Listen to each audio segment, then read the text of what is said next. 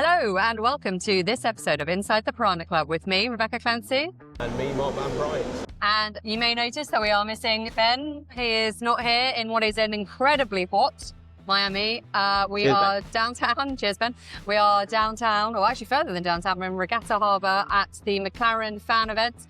You can, if you're watching this, you can probably see behind us a very impressive array of historical McLaren racing cars. If you're not watching it, don't worry, we'll put it on socials. Right, Mark, let's talk ahead of this weekend then, because it's proving to be an interesting one. And let's start with the weather, or should I say continue with the weather, because I've said about how hot it is. Yeah, I mean, it is baking, isn't it? I think when we got here, real feel was 36. I know Crimea River, if you're listening or watching in the UK. But the interesting thing is, by Sunday, race day, that's completely flipped on its head. I mean, it'll still be hot, but we won't be seeing blue skies like we've got now. Well, the big problem for Sunday is that they're forecasting thunderstorms, and with that comes lightning strikes. Yes. And there are rules within the regulations which state that you can only run, and I think it's an hour after the last lightning strike. Yeah. However, I was just talking to a team principal, and there is a possibility that we could run on Monday. Yeah, that's mad, isn't it? I mean, I don't actually know if that will happen. If it's the case, and actually I've spoken to a couple of team principals about this, they will obviously go racing if that's what is required of them. But that is extraordinary, isn't it? Because they obviously don't want to cancel the race. Yeah. Fans have bought tickets. There is a lot happening within the city of Miami and up in Miami Gardens where the track is. But that's quite extraordinary. If we've just come back from a month off, we've got to wait another 24 hours to go racing. I think it's if that is the case, and if a decision's made that has to happen, I just hope it's done properly. I hope we don't get everyone to the track on Sunday, then make the decision, then everyone's got to get out in the rain and everything. I think if the weather forecast is that bad and we almost know it's going to happen, just do it, just make the call early, and I think that's probably the best. Well, we are way. in the tropics, aren't we? And the weather does seem to change very, very quickly now. Right, let's move back to, I was about to say on track, but actually we should discuss this month break that we've come back from. Obviously no Bahrain, no Saudi, but there has been plenty of news, my goodness, hasn't there? Let's start with these tweaks, shall we call them, to the regulations that have happened. The drivers have all been speaking today at the track, at the Hard Rock Stadium. They're not massively impressed, are they? Well, a certain Mr. Verstappen seems to want them to have gone further. But again, we spoke about this so many times, almost ad nauseum on the pod, about if you're winning, you're happy. If you're not winning, you're not. Max, I imagine, thinks the tweaks are probably good from a safety perspective, things like that.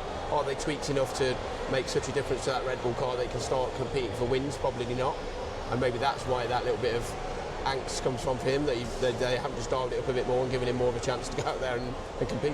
But do we even understand the tweaks? Because the Piranha Club, we went to Cadillac at Silverstone in the break, and we spoke to all the top bosses there, including Graham Loudon, the team principal, and we asked Graham to explain the tweaks to us, and he went, not a chance. Yeah. And he has an engineering degree, and he said, I could be here all day telling you about everything, but effectively, they're still extremely complicated. No one believes in ripping up the rulebook and starting again. It's always tweaks. It's more red pen. It's just more complicated, isn't it?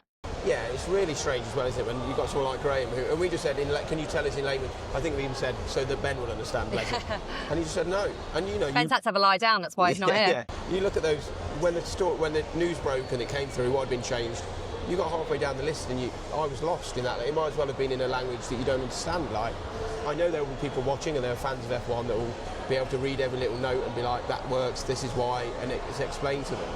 But for the casual fan, and I don't just mean that might watch it for half an hour, but who watches every race in the season and is, passionate about it, that's just too intricate, isn't it, for them to even grasp what that means? Yeah, it's mad, isn't it?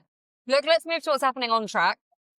Over your left shoulder, if you're watching it, I go to Geekstuff to YouTube. I'll take some footage, put it on there. Is the World Championship trophy. McLaren do not look like they've got a chance of it this year. Mercedes have won all 3 races so far. They've come in. There's no reason to suspect that the pecking order will change. McLaren seem pretty happy, even though they're not particularly competitive at the moment. But there's like an energy around them still where you wouldn't rule them out, would you? Not at all. And I think for them it was a really poor start to the year, but they had that race in Japan with Oscar in particular. And that'll be what they're hanging on to, being like, that's actually where we should be. Like, I think the Mercedes will still be clear, but they seem to be on pace with the Ferraris, which is a good achievement. We know that we've seen the Ferraris battle with the Mercedes for at least the opening period of these races so far. If these guys can get their act together, if they've got some upgrades, we know Cadillac again told us they're bringing a big upgrade package. I'm not suddenly saying they're going to be up there, but all of these teams the cars are going to look significantly different, I would suggest, than they did in Suzuka when we've had that break. Do you think they'll be significantly different? I think some of them will. Okay. I think some of them will have planned that anyway, regardless of whether we'd gone to Bahrain and Saudi. I think this would have been one that they'd have gone, let's make the upgrades there. But they've been given that extra time. Yeah. We don't know if they're going to work. And the issue they've got, again, I know they've extended free practice to 90 minutes, but that is literally all they've got before we go actual racing with the sprint qualifying. Well, yeah, we went to Cadillac, as we mentioned, and they, Pat Simmons, who's their engineering consultant, the big boss, and he said that he thinks that team is going to be the biggest gainer from the break, because he said they were running the cars on the dyno now in April, which wouldn't have happened until the summer break. So they think they'll have gained the most. Other teams, obviously, which have, they've been developing the car for a lot longer than the 9 months that Cadillac had between getting approved in March 2025 and getting to the grid. But who else do you think will be in that mix of having made big strides forward in that break? I think the teams that have struggled they have to. I mean, the ones at Mercedes might come with some tweaks and upgrades. They don't need a lot more, really, do they? They've got what they need. They're winning every week. Ferrari are doing okay. That we've seen them try a few little quirky things that haven't worked. Maybe they come with a few extra bits and bobs. I think McLaren might do a few to try and get that little gap up to them. But it's really your Williams, your Astons. These are the teams that need to improve. So whether they come here and they've taken some risks, or whether they come here and they've made improvements, or they come here and they're still the same. It is those teams that need the improvements that have got to at least almost go out on a limb and try something a bit different. Otherwise, their season's just going to carry on that same trajectory. So therefore, are Mercedes and Ferrari and Haas maybe even the big losers from the break, with the others then being able to... Because F1 is a development race. Yeah. And so they are now being... That month off is allowing their rivals to catch up a lot quicker. I'd say Haas potentially, because they don't have the infrastructure and the finance and all that kind of thing to keep up. I'm not likening them to Brawn, because that was a completely different situation, but almost Mercedes can throw everything at it. Did. Yeah, Mercedes can throw everything at it. Mercedes, they're formerly known as Brawn. Yeah, can do whatever they want to impress the sport. To build it up. Ferrari can do the same. Haas have been so good at the start of this year, but they've now missed those 2 races where they might have carried on scoring points, and that just maybe opens the door for them to be swallowed up a little bit by those teams that do come here from the midfield and have improved slightly more. Like you say, it's a development race, and it's a race that's been paused on track, but definitely not in the garages. How many people you've spoken to, they said, do not call this a break, we are working. Oh my God, every time you say, how's your break going? They're like, do not say it's a break. Everyone seems to have been busier than ever. Yeah. Actually, teams telling us that they rather would have gone racing, obviously with the war, not necessarily in those places, but just generally have gone racing. Look, let's talk a bit more about Mercedes then, because they have won the first 3 races, but perhaps not who you might expect. George Russell came out flying. But then Kimi Antonelli has been incredibly impressive. We've spoken before on the pod about whether or not Antonelli is only 19 years old. Can he keep that momentum up? Still an incredibly long season. We've gone from 24 races down to 22. Could a race be coming back on? There's lots of chatter about Saudi potentially being slotted in at the end of the year, although obviously no confirmation while the war is going on. For the Mercedes, it's a nice headache for Toto Wolff to have, a Mercedes team principal. Where do you think there were conversations over the break of, we're sat here in McLaren, you had those drivers, Norris and Piastri are allowed to go racing. Russell and Antonelli, we're still so early on in the season. It's just fair game now, is it? I think so at the moment. I think George Russell's the number 1 driver in that team, that's obvious. And Antonelli, although Toto Wolff doesn't believe in number 1 drivers. Not true. As he's told us many a year. Lewis was always level with the guys that they put next to him, wasn't he? Yeah, of course. I do think that. I think George is the number 1 driver. I think Kimi's been great. I think he'll continue to be great because he is good. That car's good. He's getting the best out of it. But you have to say at some point, if we get midway to the season, maybe further, and there's only a race win between Kimi, who's first, and George is second, does the silver arrows rule? Can we do that? Silver rules? Look, I mean, Lando Norris nearly lost out on the championship. He only won it last year by 2 points to Max Verstappen, which is astonishing given Verstappen was 104 points back at the summer break. And we were all, in the media, we were quite critical of McLaren, saying you've got to make a decision. They only just got away with it. If they hadn't, I think the criticisms would have been even louder. But I think Mercedes, Toto's been in this position before. He doesn't enjoy it. He's always said he doesn't ever want the headache of 2016, in particular, again with Nico Rosberg and Lewis Hamilton. So what conversations do you think are happening in the background then to make sure that there is this harmony? Because it's fair play to McLaren. They did actually manage to keep the harmony. I imagine it's quite simple at the moment, which is we're the best team. We know we're the best team. It's that early. There's so many points still to play for that we can afford. As long as you don't hit each other, which we know is the golden rule in F1, as long as you don't hit one another, you go racing. We're okay with that.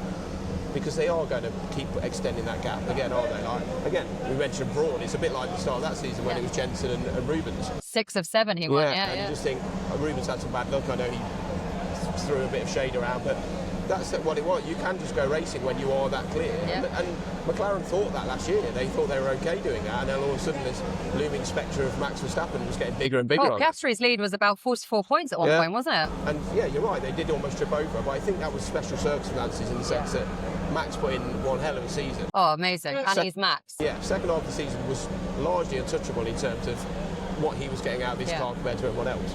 I think this year, I don't see at the moment, unless that changes with upgrades and everything, which team can close the gap quickly enough to make that headache of Toto's not just an inter-team one, but, you know, there's a Lewis or a Charles Leclerc or one of these guys.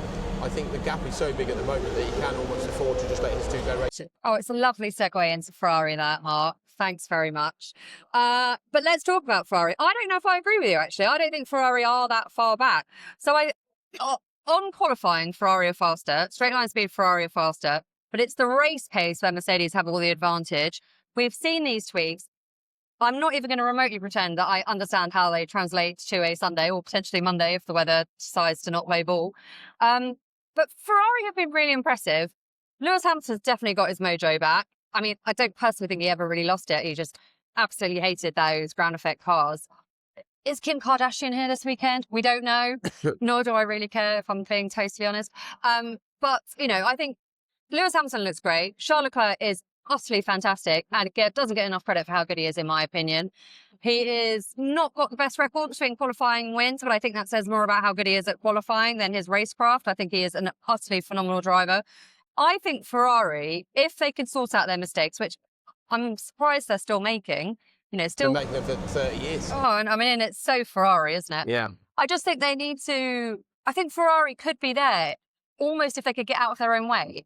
I think the issue is, I've loved the racing. I know we've argued with Ben a little bit about it. I've enjoyed the racing so far this year, the overtakes and everything, but they are a result of these new rules. And I think any other year you wouldn't have seen the Ferraris fighting with the Mercedes quite as vehemently at the start of Grand Prix. I think the rules have helped that, and the back and forth and the passing and being able to hold them up. But ultimately, in those three races, pretty much once the Mercedes have got in front and in the clear air, they've almost driven away. Yeah. So I think, yeah, you're right. I think Ferrari are quick. I think their qualifying pace looks good. But again, it's whether they can close what is quite a big gap. And all the while, we must remember, Mercedes themselves can be tweaking their car and bringing improvements to their car. So I think Ferrari at the moment, realistically, their target, they would never admit it, their target at the moment would be a few wins and maybe best of the rest, I think, at the moment. Obviously everyone wants to win championships. I mean, it's like Ben's here with all your pessimism. Blimey, O'Reilly. Everyone wants to win championships, but in the you know, in Maranello, they'll be looking down and going, we are slower. Yeah. Do we know where? Do we know why? And do we know how to stop being like that? If they have answers, then you can have the belief that you can close that gap. If they don't, like I say, if they finish second in the constructors, win a few races, what a leap that is from last year when they were, like you said, I know Lewis didn't have fun, but the car was also not great. So it is difficult in this sport to leapfrog those places. The new rules give you the chance to do that.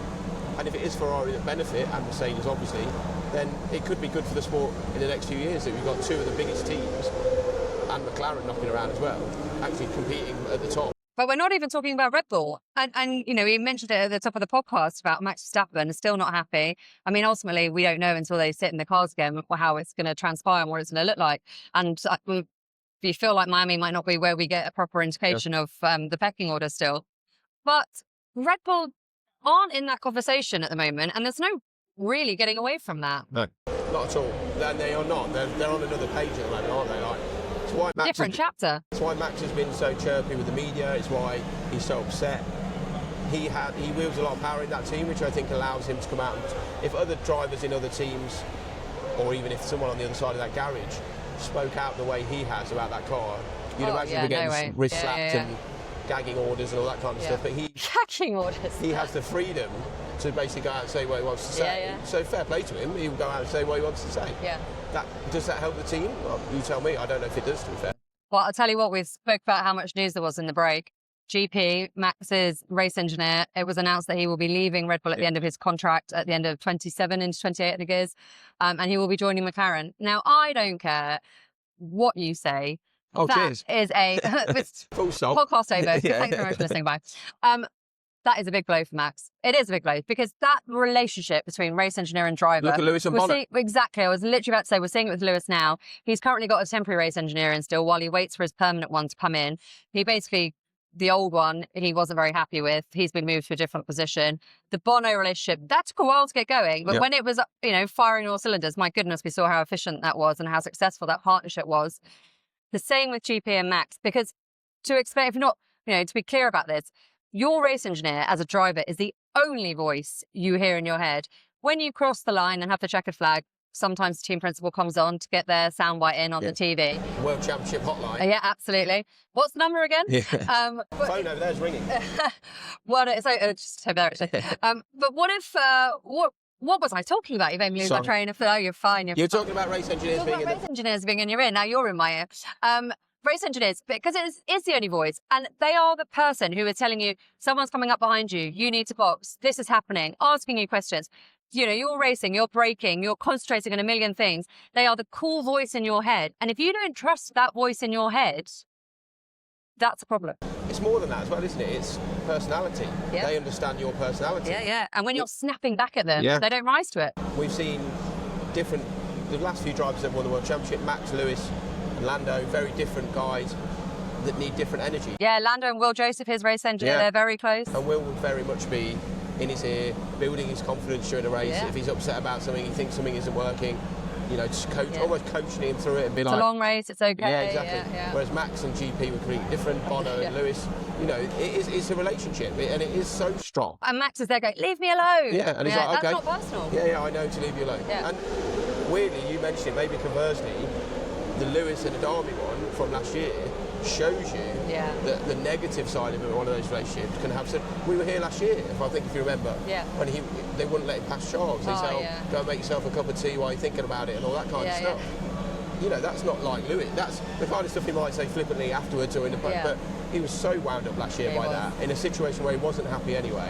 Just compounds it when, like you said, the only other than your own voice in your head, that's the only other one you're hearing, and it just isn't clicking. Yeah, it's absolutely not clicking. Not clicking down at Aston Martin either, who have a load of activations happening in Miami this weekend. They are not alone.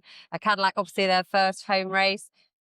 For Cadillac, they have an enormous stand. We were at the track on Wednesday, weren't we? And they have an enormous stand. It's very impressive. They are doing absolutely loads. They're up in Jungle Plaza. They've got a fan activation as well. They are really here in Miami to try and unashamedly American and win over that US fan base. And do you know what? I love it. Yeah, absolutely. Why wouldn't you be? It's a great opportunity. This team has come onto the grid and said, we're American. Fine. And they've got a lot of American partners, a lot of American backing. The car this week has not quite the stars and stripes, but they're going away. The rear wing literally said USA on it. Yeah. What more could you want? Yeah. And if you are a fan of motorsport, you don't scrap that. You don't need to be a fan of motorsport. If you're a proud American and you happen to know what's going on this weekend, you might just think, I'll tell you what, I might put that on. And yes, we know they're probably not going to suddenly be winning races or scoring points this weekend. But to have such a presence here and such a belief in what you're doing, and listen to our special episodes, they believe in what they're doing and they're going about it the right way, then it's be exciting for these fans to go with them on that ride. And that ride really, from a commercial and fan perspective for them, starts this weekend, I think. Oh, it's a big commercial weekend, isn't it? Just generally around Miami. I'm staying in South Beach, where I always stay, mostly for the early morning runs, because I'm always so jet lagged. But Miami as a weekend itself, commercially, is absolutely fantastic, isn't it? You have all of these activations that we spoke about. We're currently sat in McLaren, and it is just deal after deal after deal. And, in 2 races, we go to Monaco. Monaco used to be where you signed the checks. I mean, that doesn't happen anymore, does it? It all feels like everything is being done here. Yeah, and look around us. This is about as big as the Monaco pit lane. You know what I mean? You can't do it in Monaco. There's just not the space to do this kind of stuff in Monaco. Yeah. Back in the day when it was just signing checks and partners would be there, but it'd be one guy who owns the company, not, and these are all the people I want to get paddock passes, by the way, we're going to activate you'd be activating in Nice, you know, there isn't that option to do it. I don't... Well, Red Bull had to put their energy station in the harbour. Exactly, There's no space for them. Everyone hasn't outgrown Monaco. Monaco's a great place and the historical everything. But for this side of the sport, for the commercial side of the sport, the home and the dynamic has shifted away from Monaco massively. Yeah, and I have to say, it's a fantastic weekend. We all absolutely love it. Right, finally, who's winning on Sunday, potentially Monday? Monday. Who's winning the race on Monday? And will we know by Tuesday? George Russell. Oh, okay. I am going to go with wet race, potentially. Let's say we run on Sunday. I'm going to be optimistic and say we run on Sunday. I am going to go with wet race, Max Verstappen. Oh, imagine that. Yeah. I wonder if he'd moan about it afterwards. Yeah, he'll love the tweaks after that. Yeah, exactly. Right. Thank you very much for listening to us rambling on about Miami. A huge thank you to McLaren for letting us film and record here. We've loved coming down and seeing what they're doing here. And thank you to you for listening. We really do appreciate it and love it. Please do get in touch with us. It does mean a lot. But until next time, we will be back for a review of whatever is going to happen this weekend, whenever it might happen. So until then, thanks very much for listening. Thank you. We're going to go and embarrass ourselves on some simulators, but